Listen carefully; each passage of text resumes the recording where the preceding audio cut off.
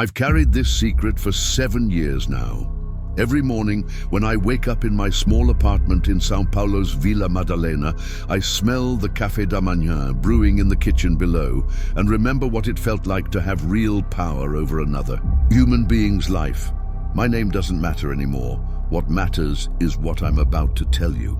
In January 2017, during the bloodiest prison riots in Brazil's history, I was an inmate at Complexo Penitenciário de Pedrinhas in Maranhão. And the man who had made my life hell for 2 years came to me, tears streaming down his face, begging me to save his life. The irony wasn't lost on me. This was the same man who used to kick my food tray across the floor, who called me bandido de merda every single day, who made sure I knew that in his eyes I was less than human. Yet there he was, pressed against the bars of my cell, while chaos erupted around us and inmates settled scores that had been building for years. But I'm getting ahead of myself. To understand why Sargento Moreira, a man who had taken sadistic pleasure in my suffering, ended up on his knees begging for protection, you need to know how a middle-class construction contractor from Brasilia became inmate number 4,147 in one of Brazil's most dangerous prisons. You need to understand how crack cocaine doesn't discriminate based on your dreams, your family, or your good intentions. And you need to know that sometimes the most important choice of your life comes in the middle of absolute chaos, when no one is watching except the God you're not even sure you believe in anymore. 3 years before the riots, I was a completely different person. My name was Marco Silva, and I owned Silva Construction, a small but growing business in Brasilia that employed 12 men and had contracts with local developers. I wore clean shirts, drove a used but well-maintained pickup truck and sent 300 Riots to my mum every month in our hometown of Teresina, Piauí. I had plans, real plans. I was going to expand the business, maybe buy a small house in Asa Norte, eventually bring my mother to live with me in the capital where she could get better medical care for her diabetes. I believed in hard work, in paying taxes, in the idea that Brazil rewarded people who followed the rules and treated others with respect. The crack came into my life the way it comes to everyone, not like a sledgehammer, but like water finding cracks in concrete. At first, it was just Friday nights after we finished big jobs. My foreman, João, would break out a bottle of cachaça and someone would produce a small bag of powder. Just to celebrate, we'd say. We earned it. Then it was Friday and Saturday nights. Then it was any night we finished a job. Then it was Tuesday nights when there was no job to finish, when I was sitting alone in my small apartment, looking at unpaid invoices and wondering why the city contracts were taking so long to pay out. By early 2014, I was using every day. Not just powder anymore, but the rock. Pedra, we called it. 5 reais could buy you a piece the size of a match head that would make you forget about everything for 20 minutes. 20 minutes when you didn't have to worry about payroll, about the truck that needed new brakes, about your mother's medical bills, about the fact that your business was falling apart because you were spending more time getting high than working. The worst part wasn't losing the money or the clients. The worst part was looking in the mirror one morning in September 2014 and not recognizing the man staring back at me. His eyes were hollow, his cheeks sunken, his hands shaking as he tried to shave with a disposable razor. My employees had stopped showing up for work because I hadn't paid them in 6 weeks. My truck had been repossessed. My mother's calls went straight to voicemail because I was too ashamed to hear the worry in her voice. December 15th, 2014. I can still smell the concrete dust and paint thinner in that abandoned warehouse in Ceilândia, where I thought I was going to pick up scrap metal to sell. A guy named Carlome had told me about it, said there were old pipes and copper wire just sitting there, free for the taking. All I needed was a few hundred reais to feed my habit for another week. What I walked into instead was 18 months. of federal police surveillance, 40 kilos of cocaine paste stored in paint buckets, and the end of my life as a free man. The moment those warehouse doors slammed shut behind me and I heard the shouts of "Policia Federal!" Nobody move. I knew I had crossed a line that couldn't be uncrossed. I wasn't a dealer. I was just a viciado, desperate enough to believe that 40-year-old Carlome, with the gold teeth and prison tattoos, was offering me legitimate salvage work. But Brazilian law doesn't care about the difference when you're caught standing next to enough drugs to supply half of Brasilia for a month. The federal prosecutor painted a picture of me as a dangerous criminal, part of a sophisticated distribution network. He pointed to my construction business as a front for money laundering, to my employees as unwitting accomplices, to every stupid decision I had made in the past year as evidence of criminal intent. My court-appointed lawyer, a tired man in his 60s who was handling 40 cases simultaneously, advised me to take a plea deal, 8 years in federal prison. As they led me away in handcuffs, my legs shaking from withdrawal, I caught my reflection in the courtroom window. My Mun's son, the boy who used to help her sell acai on the streets of Teresina, who had worked his way through technical school to learn construction, who had dreamed of building something lasting, was gone. What remained was inmate 4847, property of the Brazilian federal prison system, destined for Complexo Penitenciario de Pedrinhas in São Luís, Maranhão. The first thing that hits you about Brazilian prison isn't the violence, it's the smell. Imagine the worst public bathroom you've ever encountered. Multiply that by 1,000, then add the scents of unwashed bodies, moldy concrete, industrial disinfectant that can't quite mask human waste, and underneath it all, the metallic smell of fear and rage that seems to seep from the walls themselves. Pedrinhas was built to hold 800 inmates. When I arrived in January 2015, it housed over 2,000. Men slept in shifts, 3 to a bed designed for 1. Or on thin mattresses spread across the floor of cells meant to be single occupancy. The noise was constant. Conversations, arguments, radios playing different stations, the clanging of metal. Doors and always, the sound of someone crying or screaming or praying. My first cellmate was a man named Edelson who had been there for 4 years on armed robbery charges. He was from Salvador, spoke with a thick Bahian accent, and took it upon himself to educate me about prison hierarchy during my first week. "Listen, college boy," he said as we shared a dinner of rice, beans, and what might have been chicken but could have been anything. "There are 3 things that will keep you alive in here. First, mind your own business. Second, never show weakness. Third, figure out which group is going to protect you because you can't survive alone." The groups he was talking about were the factions, criminal organizations that controlled different aspects of prison life. The most powerful was the Primeiro Comando da Capital, whose members wore red and controlled drug distribution, protection, rackets, and most of the prison's informal economy.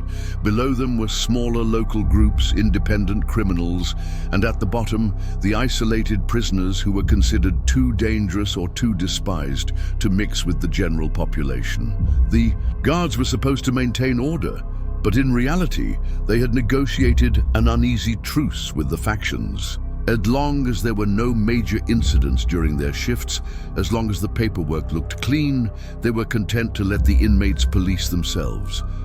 It was a system built on violence, corruption, and the understanding that everyone, guards and prisoners alike, was just trying to survive another day in a place that had been abandoned by the outside world. Sargento Marcos Moreira was 43 years old, married with 2 daughters, and had been working at Pedrinhas for 6 years. When I arrived, he stood about 5'8", had graying hair and a thick mustache, and carried himself with the swaggering confidence of a man who had grown comfortable with having absolute power over people who couldn't fight back. Most guards at Pedrinhas fell into one of 3 categories.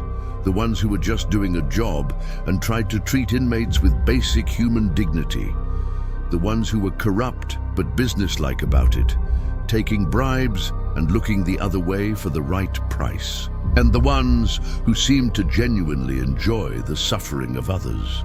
Moreira was firmly in the third category, but he was smart enough to hide it from his supervisors and cruel enough to make it count when no one was watching. From my very first day, he singled me out. Maybe it was because I could still speak properly, still had most of my teeth, still carried myself like someone who had once owned a business and employed other people.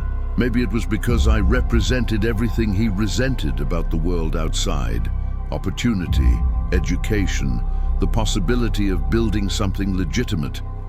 Or maybe he was just a sadist who needed a target, and I looked vulnerable enough to be safe, but dignified enough to make breaking me satisfying. "You think you're better than the rest of these animals, college boy?" he would whisper when he brought my lunch tray, always making sure other guards couldn't hear him. The food would be cold, sometimes with spit mixed into the fejao preto, sometimes with cigarette ash sprinkled over the rice. "Let me tell you something, you're all the same trash to me. Doesn't matter if you wore a tie on the outside. In here, you're just another piece of shit I have to babysit." The psychological torture was worse than the physical abuse. He would be perfectly professional when other guards were around, even occasionally asking about my well-being loud enough for witnesses to hear. Then, when we were alone, the mask would come off completely. But the worst part wasn't his cruelty toward me. It was watching him be genuinely kind to other inmates when it served his purposes, then turning back to me with that cold smile that let me know he was capable of human decency.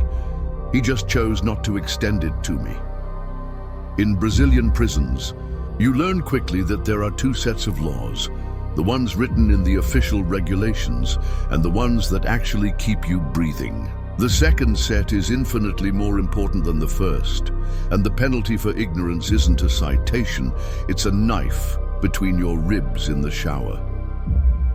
Within my first month at Pedrinhas, I understood the complex hierarchy that governed daily life. At the top were the founding members of Brazil's most powerful prison faction, men who had been leaders since the organization's early days, and who controlled everything from cigarette distribution to who lived or died when conflicts arose.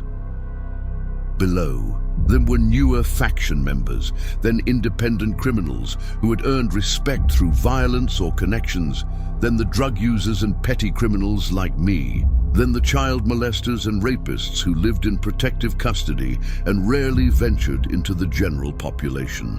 Your position in this hierarchy determined everything: where you could walk, who you could talk to, what jobs you could work, even which table you sat at during meals. Step out of line, show disrespect to the wrong person, or fail to pay a debt, and you could find yourself bleeding out on the concrete floor while guards claimed they didn't see nothing. The days blended into each other with numbing monotony. Wake up at 5 a.m. to the sound of keys rattling and guards shouting, eat breakfast standing up in the overcrowded courtyard while keeping an eye out for potential threats. Work whatever job you'd been assigned: laundry, kitchen duty, cleaning, for 30 centavos a day that barely covered the cost of soap. Dinner at 4 p.m., lockdown at 6 p.m. Sleep on a concrete slab with a thin mattress that smelled like every person who had used it before you. But between the official routine were 1,000 small negotiations, alliances, and survival strategies that the administration either didn't know about or chose to ignore. You learned which guards could be bribed and which ones would report you. You learned which inmates were connected to the factions and which ones were just trying to keep their heads down. You learned to read faces, body language, the subtle shifts in conversation that might mean trouble was coming your way. Most importantly, you learned that in a place where the state had essentially given up on maintaining order, the only law that mattered was strength, and the only currency that counted was respect. You might think that being locked in a concrete box would cure someone of drug addiction. You would be catastrophically wrong. Within 2 weeks of arriving at Pedrinhas, I had found my supply of crack, smuggled in by visitors who hid it in their bodies, thrown over the walls during shift changes, sometimes even brought in by guards, who looked the other way for the right price. The drugs were more expensive inside. A rock that cost 5 Riots on the street went for 20 inside the prison, and infinitely more dangerous to obtain. But when you're an addict, danger becomes just another cost of doing business, like interest on a loan or tax on a purchase. You calculate the risk, weigh it against the need, and almost always decide the need wins. I traded my breakfast for crack, sold my extra blanket to buy crack, let other inmates use me as a lookout during their illegal activities in exchange for crack. I even allowed myself to be used as a human shield during surprise cell searches, standing in front of other inmates while they hid contraband, taking the beating when guards found something, all for a few hits of a drug that made everything disappear for 20 minutes. Sargento Moreira knew about my addiction. He would sometimes stand outside my cell after lights out and whisper threats about what would happen if he caught me using. "I'm watching you, viciado," he would say, his voice barely audible in the darkness. "One day I'm going to catch you with that shit, and then you'll see what happens to drug addicts who think they can disrespect me." But he never actually searched my cell with the thoroughness that would have been necessary to find my small stash. He was saving that card for when he really wanted to destroy me, keeping the threat hanging over my head like a sword. The withdrawal cycles were hell on earth. Imagine the worst flu of your life multiplied by 10 while locked in a concrete box with 3 other men and 1 open toilet. The sweats that soaked through your thin mattress, the shaking that made it impossible to hold a cup of water, the hallucinations that made shadows look like enemies and friends look like demons, all while pretending to be tough enough to survive. In one of Brazil's most dangerous prisons, during those periods when I was too sick to leave my cell, when every nerve in my body felt like it was on fire, I would lie on that concrete slab and remember what it felt like to own a business, to employ people, to have my mother be proud of me. Those memories felt like they belonged to someone else, some other Marco who had made better choices and lived in a world where second chances were possible. After 18 months inside, when I'd almost convinced myself that I was exactly the worthless criminal Moreira said I was, something unexpected happened. During a mandatory educational program, one of those half-hearted rehabilitation efforts the federal government implemented to make the prison system look more humane on paper, I met someone who would remind me that I was still human. Professora Sandra Oliveira was in her 50s, had kind eyes behind thick glasses, and possessed the remarkable ability to look at a room full of convicted criminals and see potential instead of pathology.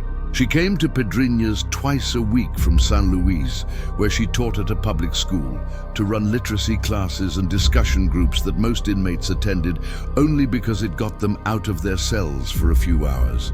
But Sandra was different. From the other volunteers who cycled through the prison, she didn't speak to us like we were children or animals. She didn't flinch when inmates used rough language or told stories about their crimes. Most importantly, she seemed genuinely interested in our thoughts, our opinions, our lives, before we ended up in orange jumpsuits. During the 3rd week of classes, she noticed that I was helping other inmates with their writing assignments, letters to family members, appeals to lawyers, applications for prison jobs. I had always been good with words, and years of running a small business had taught me how to communicate clearly and persuasively. "Marco," she said one afternoon as the other inmates filed out of the classroom, a converted storage room with folding chairs and a whiteboard that had seen better days. "Would you be interested in helping me organize these reading groups? I think some of the other men would benefit from working with someone who understands their situation."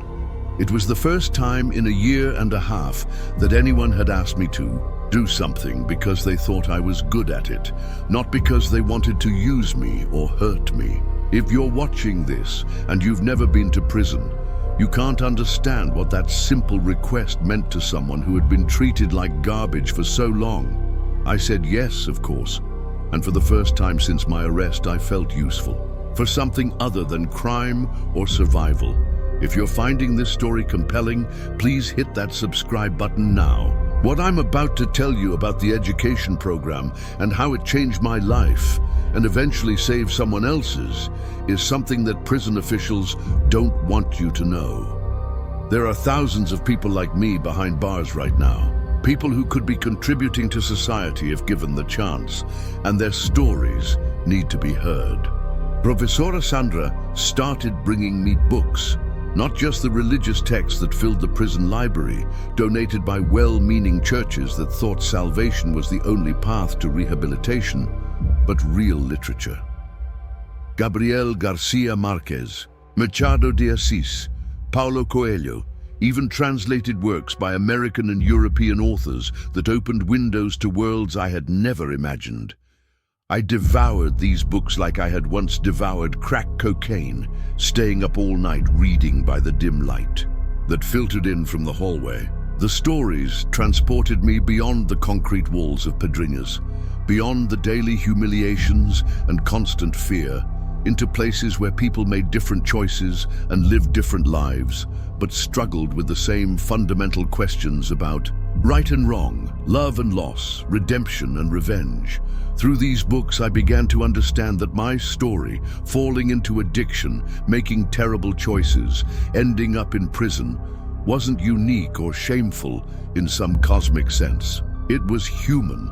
Flawed people had been making devastating mistakes and finding ways to rebuild their lives for as long as humans had been telling stories about themselves. The reading groups grew from 5 inmates to 15 to sometimes 30, when word spread that we were discussing something more interesting than the usual prison gossip.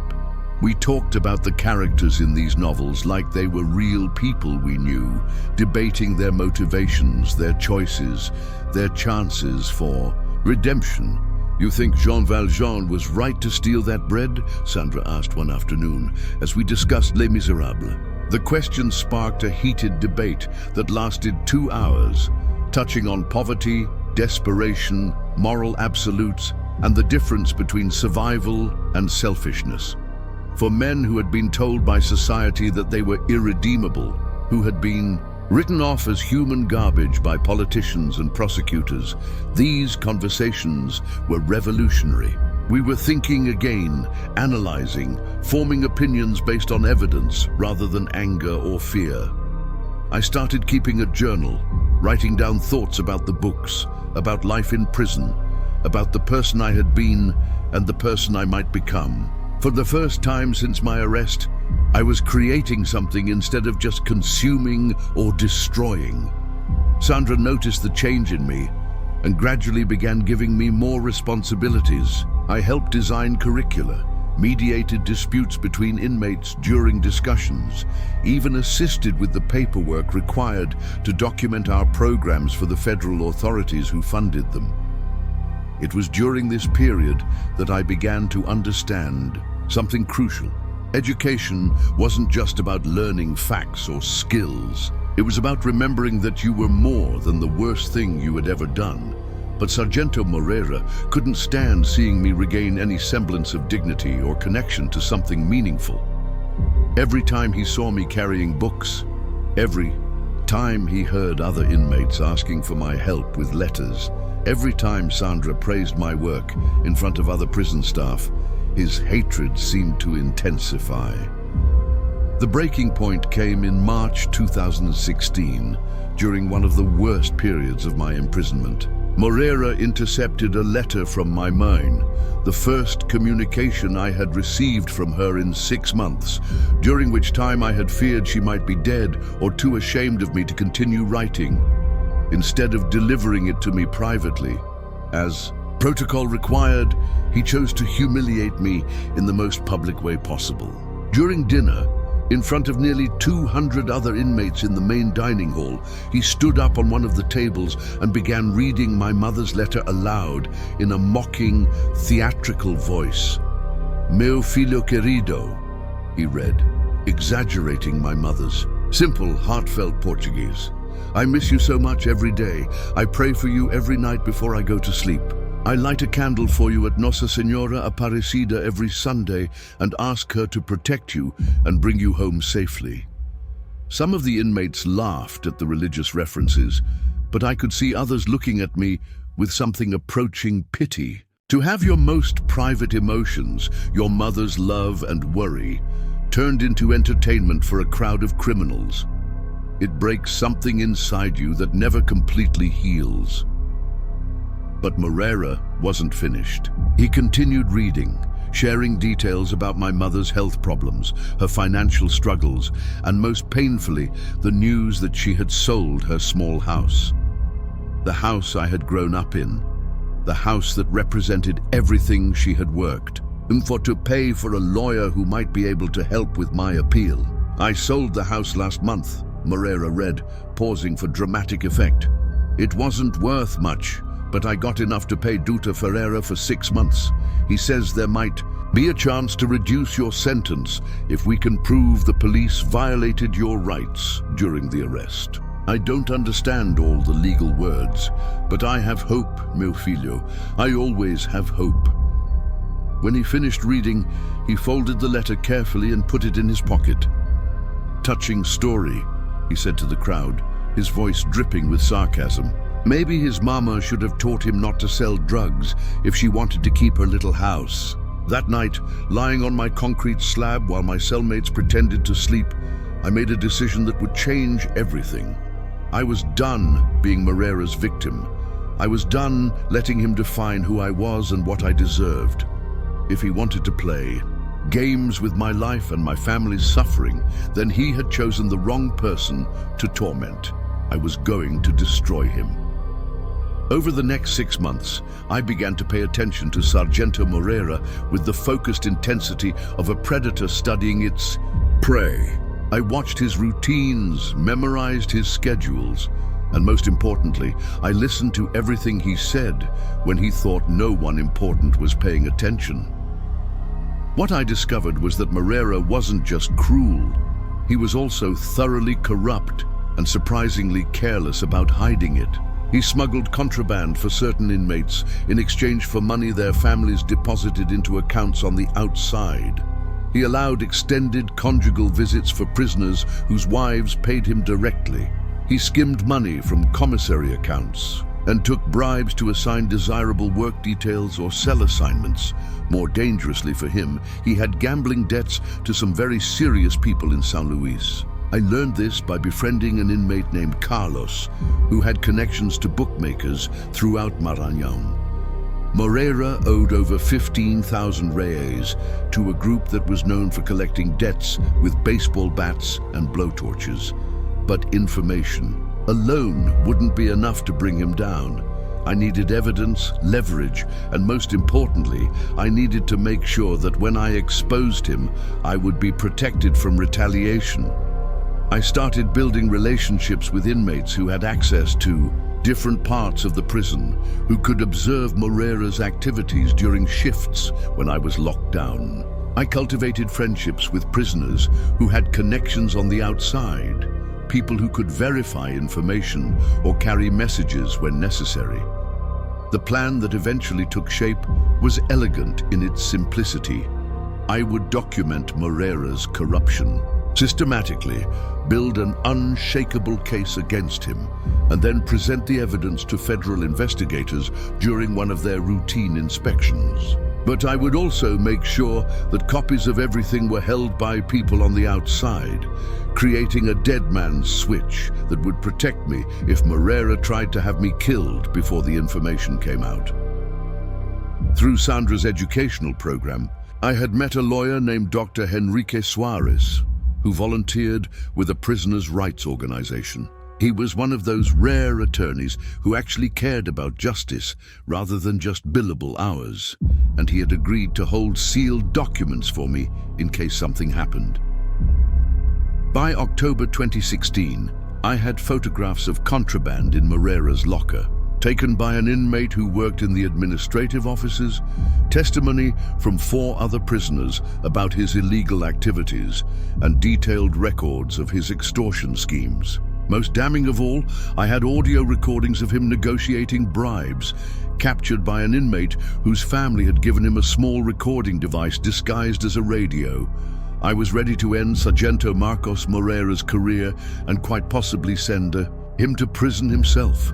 The irony of seeing him in an orange jumpsuit, experiencing firsthand what it felt like to be powerless and afraid, was almost too delicious to contemplate. But then something happened that changed everything and made all my careful planning irrelevant.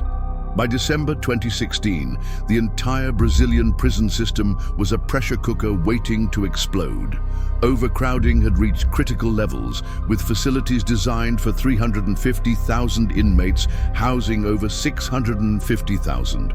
Budget cuts had reduced staff, eliminated programs, and created conditions that would have been considered torture in any civilized country. At Pedrinhas specifically, tensions were rising daily. The prison administration had announced that due to federal austerity measures, our facility would be merged with another overcrowded complex, meaning transfers, new hierarchies, and the kind of chaos that historically led to bloodshed. But there was something else in the air, something that took me weeks to identify. Conversations between faction members became more secretive. Visits from family members seemed more tense, with whispered exchanges that stopped whenever guards approached. New inmates arrived with a different energy, like soldiers reporting for duty rather than criminals resigned to punishment. What none of us in the general population knew was that outside the walls, Brazil's most powerful prison faction was planning something unprecedented. For months, they had been coordinating through family visits, smuggled cell phones, and a network of lawyers and activists preparing for a nationwide demonstration that would force the government to acknowledge the humanitarian crisis in the prison system. On December 30th, the last day before New Year's weekend, our cell block received an unusual number of new transfers from facilities in Amazonas and Roraima. These weren't ordinary prisoners. They carried themselves with the confidence of soldiers, spoke in the coded language of faction members, and seemed to know exactly what was coming, even when the rest of us remained in the dark. Edelson, my first cellmate, who had become something like a mentor over the previous 2 years, pulled me aside during dinner that evening. "Something big is coming," he whispered, his voice barely audible above the noise of 2,000 men eating rice and beans. "I don't know what, but word is spreading through the factions. If you're smart, you'll find a place to hide and stay there until it's over." I asked him what kind of thing he was talking about, but he just shook his head and walked away. That night, lying on my concrete slab and listening to the unusual quiet that had settled over our cell block, I realized that all my plans for exposing Moreira had become irrelevant. Whatever was coming would change everything for everyone at Pedrinhas. The question was whether any of us would survive it. January 1st, 2017. New Year's Day started like any other day in prison. 5 a.m. wake-up call, breakfast in the courtyard, work assignments, the endless routine that marked time in a place where calendars were meaningless. But by 2:47 in the afternoon, during what should have been a peaceful recreation period, our world exploded into chaos. It started with a single shout from the far end of the courtyard. "É hoje, irmão!" "Today, brother." The words were picked up and repeated across the yard, echoing off concrete walls like a battle cry. Within minutes, inmates were scaling the walls, overpowering guards, and taking control of entire sections of the prison. But this wasn't a spontaneous uprising born of frustration or desperation. This was coordinated, planned, executed with military precision. Faction members moved with purpose, securing key positions, the armory, the administrative offices, the communication center, while other inmates seemed to know exactly where. to go and what to do. The sound was unlike anything I had ever experienced. 2,000 men screaming simultaneously, metal objects clanging against concrete walls, the sharp crack of improvised weapons breaking bones, the thunderous noise of furniture being thrown from upper floor windows. The smell of smoke began to fill the air as mattresses and wooden furniture were set on fire, creating a haze that made it difficult to see more than a few meters in any direction. Reports came in through smuggled cell phones that similar uprisings were happening simultaneously at prisons throughout Brazil, in Amazonas, Roraima, Rio Grande do Norte. This wasn't just a riot at Pedrinhas. It was a coordinated rebellion involving thousands of inmates across multiple states. In the first hour, 6 guards were taken hostage. In the second hour, inmates had gained complete control of 4 cell blocks and were making demands: better living conditions, an end to overcrowding, respect for basic human rights, and most importantly, recognition that prisoners were human, beings deserving of dignity rather than animals to be warehoused and forgotten. I found myself pressed against the wall of my cell block, watching as years of institutional brutality, neglect, and dehumanization exploded into open warfare. This was what happened when you treated people like garbage for long enough. Eventually, they stopped accepting it. By the third hour of the riot, the prison was completely under inmate control, and the Brazilian military police had surrounded the facility, but made no attempt to enter. The faction leaders who had organized the uprising weren't interested in mindless violence. They had political goals and were negotiating with government officials through intermediaries on the outside. But not everyone in the prison was thinking politically. For hundreds of inmates, this was an opportunity to settle personal scores, to get revenge against guards who had abused them, to finally have power over the people who had controlled their lives with arbitrary cruelty. Sargento Marcos Moreira quickly became the most hunted man in a prison full of people who had very good reasons to hate him. I first saw him near the administrative offices around 4 p.m. His uniform torn, his face white with terror, running from one hiding place to another as groups of inmates searched for him systematically. The faction leaders weren't particularly interested in revenge against individual guards. They were focused on the bigger picture, the political statement they were making. But they also weren't going to protect guards who had earned reputations for cruelty. If someone like Moreira ended up dead during the riot, that would be considered an unfortunate but understandable consequence of years of abuse. I watched from the window of my cell as 6 inmates cornered him near the prison chapel around 5 p.m. These weren't faction members. They were independent prisoners, men who had suffered under Moreira's authority for years and now saw their chance for payback. He was on his knees, actually begging, promising them money, information about other guards, anything that might spare his life. "Please," I could hear him saying, his voice carrying across the courtyard. "I have daughters, little girls. Please don't do this."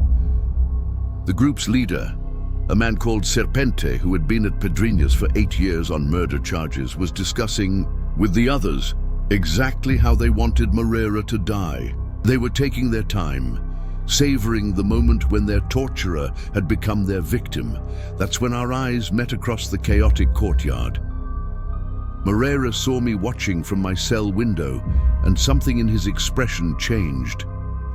Maybe he remembered all the times he had humiliated me, all the cruelty he had inflicted, and recognized that I might be the only person in that prison who could save him. Or maybe he just realized that I was close enough to help and desperate enough to make a deal. In that moment, I had to make a choice that would define the rest of my life. I could watch the man who had tormented me for 2 years die a horrible death, or I could do something that made no logical sense. Try to save him. Why would I save the man who had spent 2 years making my life hell? Even now, 7 years later, I ask myself that question.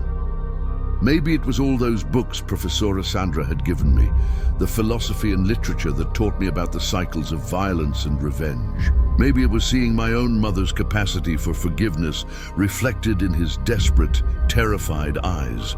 Or maybe I just realized that letting him die would make me exactly the kind of person he had always said I was, and I refused to give him. That final victory over my soul. I made my way across the chaotic courtyard using relationships and connections I had built over 2.5 years to move safely through territory controlled by different groups. The faction members who saw me recognized that I was under Sandra's protection.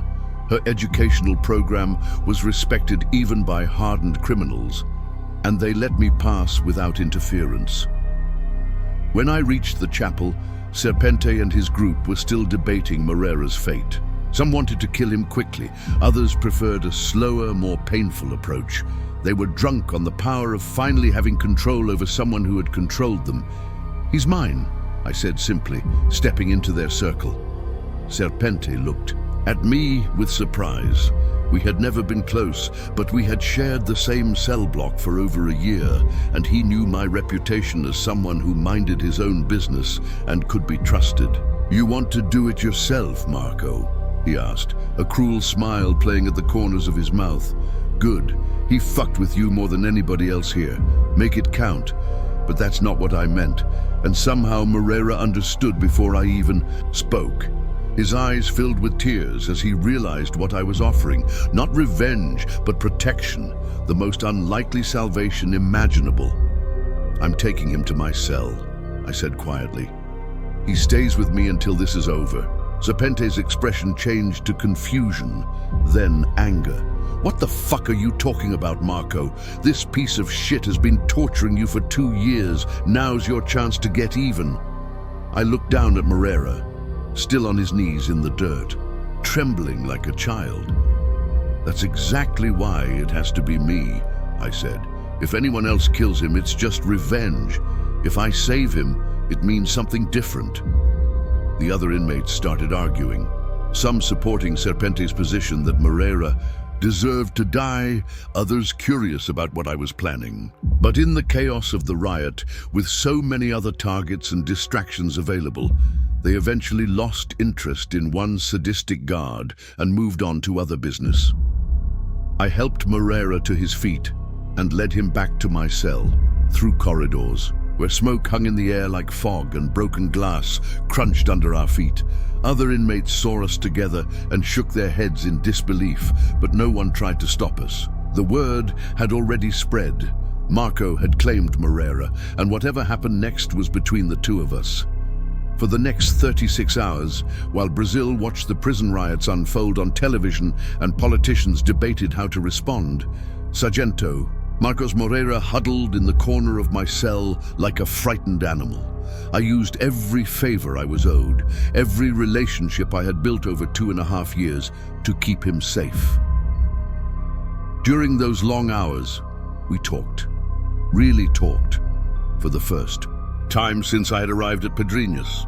He told me about his daughters, Anna Carolina, 8 years old, who wanted to be a veterinarian and loved horses, and Letitia, 5 years old, who was afraid of the dark and slept with a stuffed elephant named Dumbo.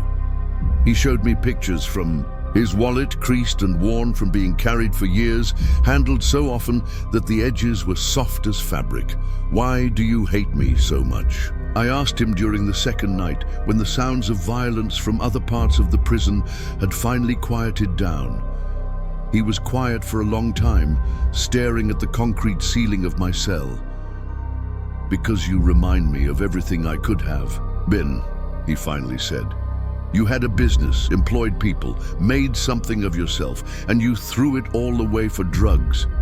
It made me angry because I never had those opportunities, and seeing someone waste them felt like an insult to everyone who struggles and stays honest." We talked about addiction, his addiction to the power and control that came with his uniform, my addiction to crack cocaine. Both had started small, both had grown until they consumed everything good in our lives. Both had led us to places we never imagined we could go. I became addicted to seeing fear in people's eyes, he admitted. Every time I could make someone feel small, powerless, it was like a drug. It made me feel important, valuable. I justified it by telling myself that criminals deserved whatever they got. But the truth is, I just liked having that control. By the morning of January 3rd, when we could hear the sound of military vehicles surrounding the prison and loudspeakers demanding surrender, something had changed between us. Not friendship, too much had happened for that, but a recognition that we were both human beings who had made terrible choices and were trying to figure out how to live with the consequences. When the riot finally ended and order was restored, 56 inmates were dead, and the Brazilian government was facing serious questions about its prison system for the first time in decades. International human rights organizations condemned the conditions that had led to the uprising, and politicians promised reforms that most of us knew would never come. As the military police led Moreira out under protective custody, he stopped at my cell door one last time. His uniform was dirty and torn, his face haggard from 2 days of fear, but his eyes were different. Clearer somehow, like a man who had seen something that changed his understanding of the world. "Why?" he asked. It was the simplest question, possible but also the most complex. Why had I saved the man who had tormented me? Why had I chosen protection over revenge? Why had I broken the cycle that the prison system seemed designed to perpetuate? Because someone had to, I told him. Because if I let you die, I would have become exactly what you always said I was, and I decided I wanted to be something different. He nodded slowly, understanding passing between us like a current. Then he was gone, transferred to another facility that same day, and I never saw him again. But I heard about him.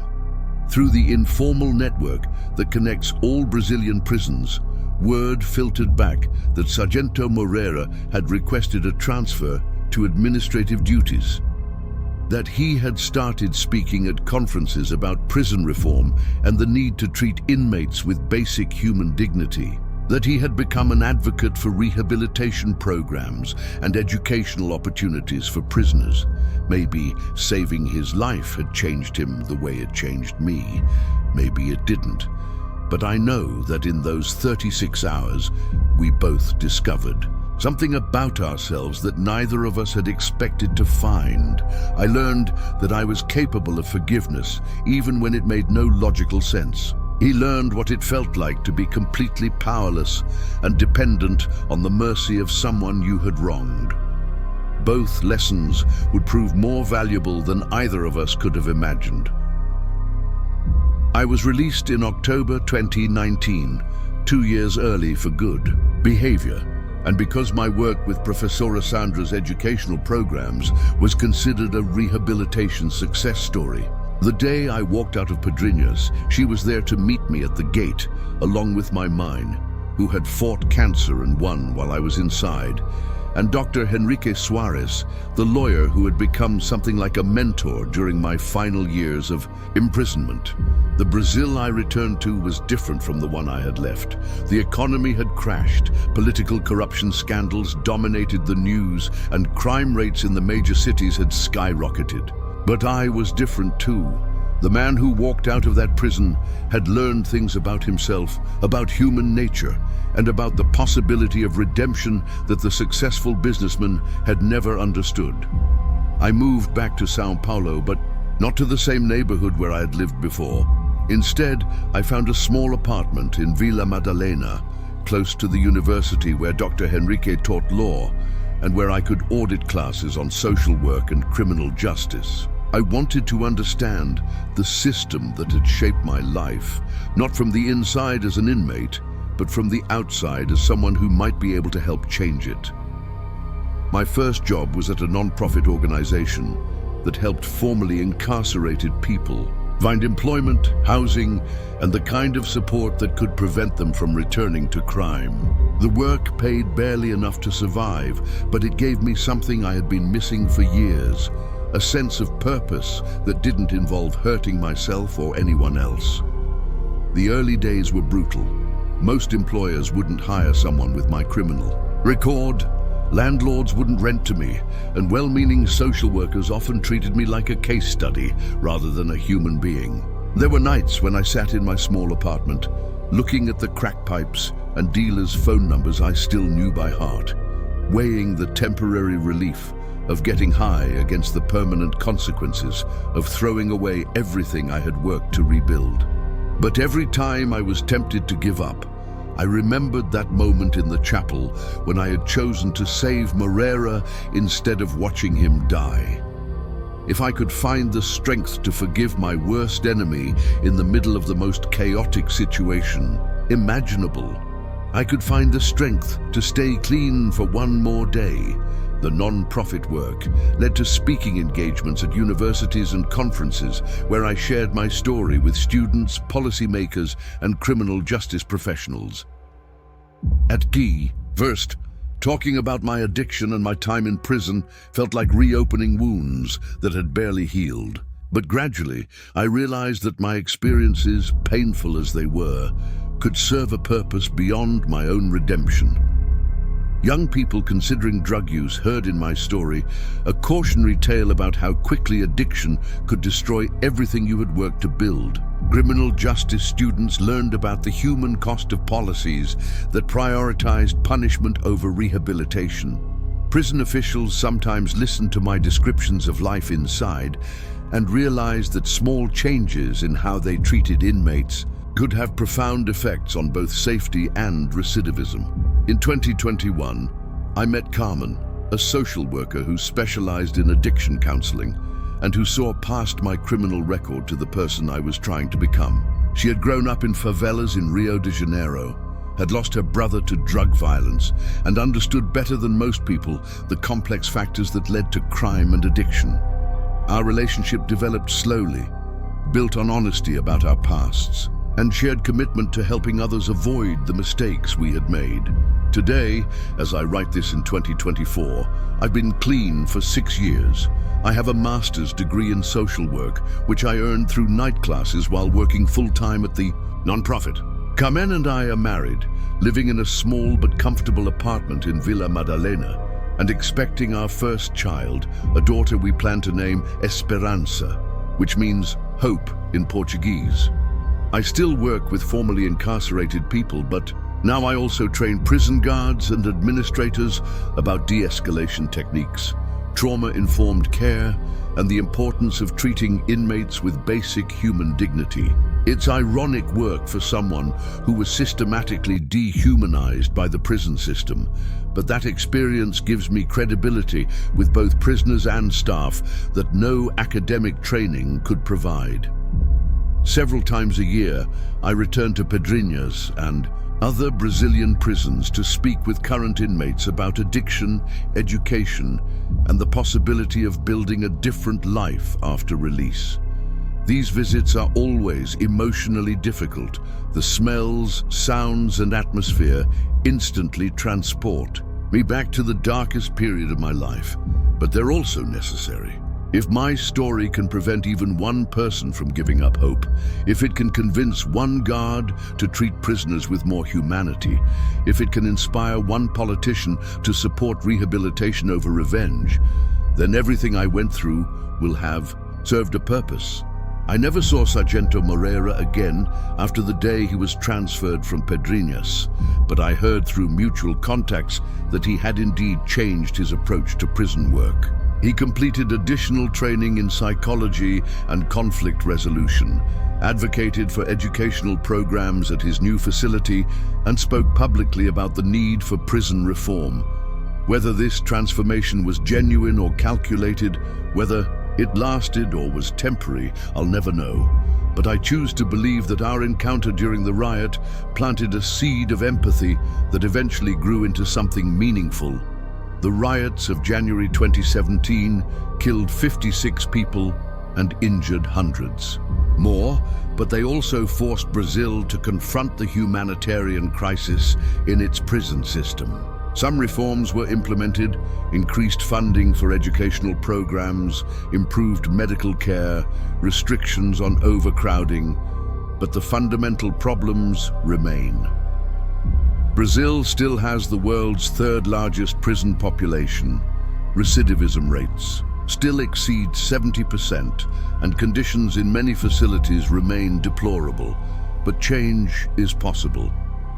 I've seen it in individual prisoners who choose education over violence, in guards who treat inmates with respect, in families who refuse to give up, on incarcerated loved ones, and in communities that support reintegration rather than permanent exile.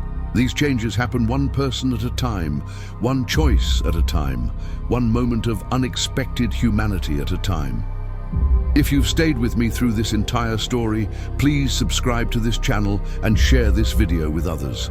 There are thousands of people currently incarcerated in Brazil and around the world who are capable of transformation, if given the opportunity. There are guards and administrators who could choose compassion over cruelty if they understood the human cost of their decisions. There are policymakers who could prioritize rehabilitation over revenge if they heard enough stories like mine. Every morning when I wake up in my apartment in Vila Madalena and smell the café da manhã brewing in the kitchen downstairs, I remember that I have choices to make. I can carry the weight of what was done to me during my darkest years, or I can carry the weight of what I chose to do in response. I can let my past define my future, or I can use my experiences to help build a more just and humane world. I chose forgiveness over revenge, not because Sargento Moreira deserved it, but because I deserved to be free from the cycle of hatred and violence that had shaped so much of my life. I chose education over ignorance, sobriety over addiction, service over selfishness, hope over despair. These choices weren't made once and forgotten. They're made every day, sometimes every hour, in small moments when no one is watching except the person looking back at me from the mirror. The Brazilian prison system is still broken. Men and women continue to suffer behind concrete walls, dehumanized by a system that sees punishment as more important than rehabilitation, revenge as more satisfying than redemption. But change is possible. One choice at a time, one person at a time, one moment of unexpected humanity at a time. That's the secret I've carried for 7 years. In the middle of the worst violence I had ever witnessed, surrounded by hatred and chaos and the settling of old scores, I learned that the most revolutionary act isn't revenge against those who have wronged you. It's refusing to let their cruelty make you cruel in return. It's choosing to see the humanity in people who have forgotten their own humanity. It's believing that redemption is possible, even for those who seem irredeemable. And it's understanding that sometimes the person you save by choosing forgiveness over revenge isn't the person who wronged you, it's yourself. Obrigado for listening to my story. Que Deus abençoe all of you who are fighting your own battles with addiction, trauma, loss, and the search for meaning in a world that often seems designed to break us. Remember, you are more than the worst thing you have ever done. Your past does not have to determine your future, and sometimes, in the darkest moments, you have the power to choose who you want to be. Choose wisely, choose with compassion, choose hope. Paz.